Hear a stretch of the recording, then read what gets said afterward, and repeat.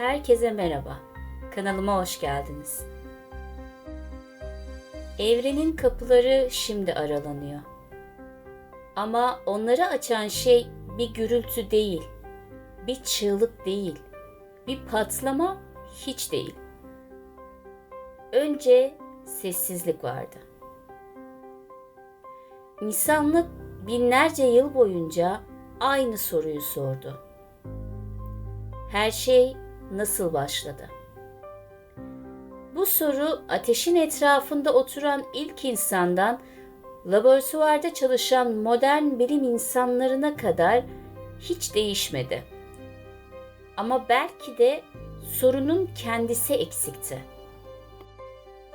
Belki de nasıl başladı yerine şu soruyu sormalıydık. Başlamadan önce ne vardı? Ve işte burada mistik öğretilerle modern bilimin yolları ilginç bir şekilde kesişiyor. Hiçlik yanıltıcı bir isimdir.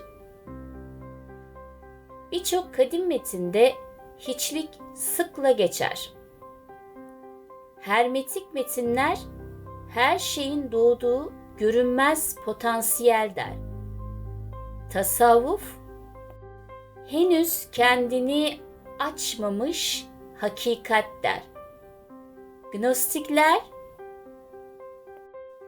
ışığın henüz kendini unutmadığı saf bilinç der. Bilimse boşluğu tanımlar.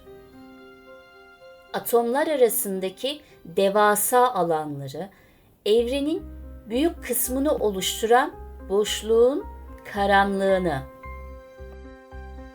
Ancak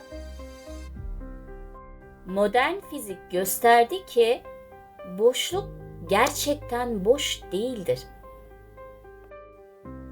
Kuantum köpüğü, enerji titreşimleri, sanal parçacıklar yani hiçlik dediğimiz şey aslında potansiyelle dolu bir rahim gibidir. Kadimler buna karanlık rahim derdi. Bugün fizikçiler Planck ölçeğinde enerji dalgalanmaları diyor.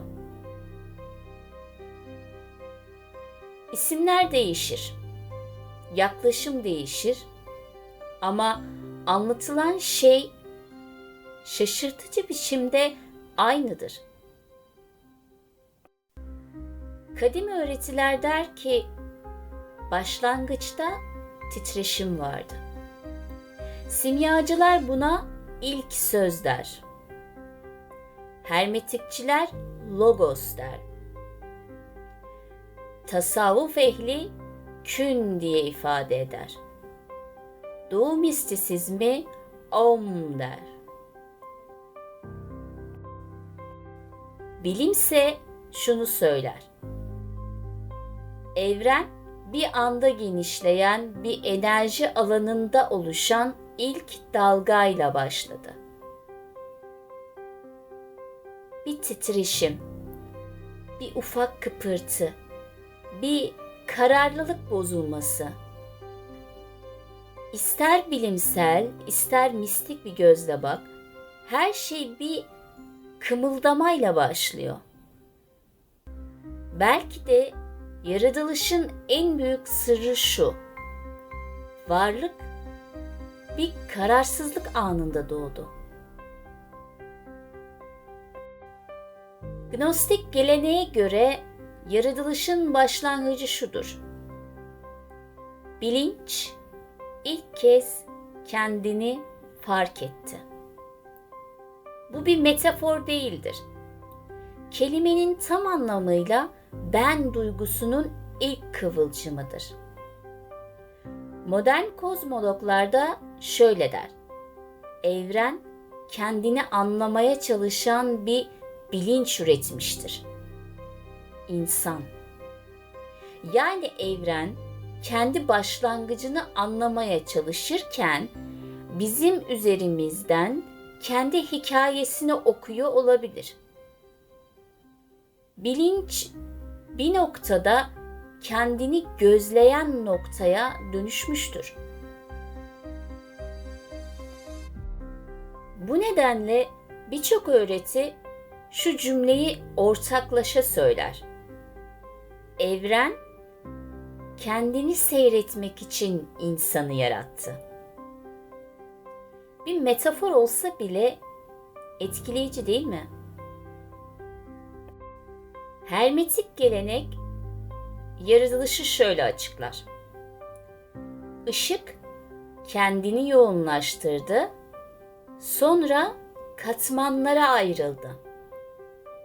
Kuantum fiziğinde ise enerji yoğunlaştı, madde haline geldi. Işık hızını aşamayan enerji yavaşlayarak atomları oluşturdu. Kadim sembolizmde ışığın bölünmesi, bilimde enerji seviyelerinin ayrışması. Aynı hikayenin iki farklı dili gibi. Evren böylece bir tek noktadan milyarlarca galaksiye doğru açıldı. Tıpkı bir tohumun kabuğunu çatlatması gibi. Tıpkı bir düşüncenin evrene yayılması gibi. Tasavvufta nefes-i rahmani diye bir kavram vardır. Evren bir nefes alış ve verişi gibidir. Aynı düşünceyi Hint kozmolojisi de anlatır. Brahman'ın bir nefesi milyarlarca yıl sürer. Modern kozmolojiye göre evren genişler. Belki bir gün büzülecek. Belki tekrar genişleyecek. Yani bir nefes, bir döngü, bir ritim. Evren nefes alan bir bilinç gibi davranıyor olabilir. Neden bir şey var da hiçbir şey yok değil? Bu soruyu soran sadece filozoflar değil, bilim insanları da soruyor. Hem kadim öğretiler hem modern fizik şu cevabı veriyor. Çünkü potansiyel kendini ifade etmek zorundadır.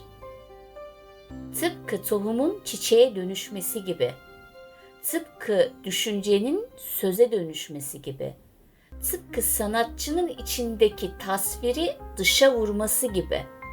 Belki de varlığın sebebi var olmak istemesiydi. Belki de evren bir zorunluluk değil, bir kendini ifade etme arzusu. İşte bütün bu teoriler, anlatılar ve semboller tek bir noktada birleşir. Varlık ilk nefesini büyük bir sessizlikten aldı. O sessizlik her şeyin kaynağıydı. Her şeyin potansiyeliydi. Her şeyin rahmiydi. Ve o sessizlik bir daha hiç geri dönmedi. Çünkü varlık artık sahnedeydi. Biz ise bugün milyarlarca yıl sonra o ilk nefesin yankılarını hala bedenimizde taşıyoruz. Her hücremizde, her düşüncemizde, her sorumuzda. Evrenin bizden öğrenmeye devam ettiği o büyük sır belki de hala içimizde fısıldıyor. Ve şimdi buraya kadar geldin. Bu yolculuğun ilk adımı yalnızca zihinle değil, varlığının derin bir yerinde bir kapının aralanmasıdır. Çünkü yaratılışın hikayesi bir bilgi aktarımı değildir. İnsanın kendi içine doğru yaptığı en uzun dönüş yolculuğudur. Belki de bu yüzden kadim gelenekler der ki, evren insana dışarıdan fısıldamaz. İnsan evreni içeriden hatırlar. Hatırlamak. İşte tüm bu serinin asıl amacı bu. Bilinç üzerine eğilirken aslında kendi bilincimize eğileceğiz. Işığın doğuşunu anlatırken kendi içimizdeki kıvılcımı göreceğiz. Kozmik yasaların sırlarını incelerken kendi hayatımızdaki görünmez düzeni duyacağız. Bu daha başlangıç. Seni daha çok şaşırtacak, zorlayacak, zaman zaman sarsacak, bazen de her şeyi tamamen yeniden düşünmene sebep olacak birçok bölüm var.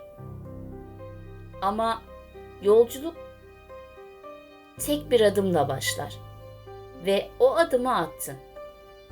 Eğer bu serinin devamında birlikte yürümek istersen, bu keşfi derinleştirmek, evrenin katmanlarına birlikte inmeye devam etmek istersen, kanala abone olmayı unutma.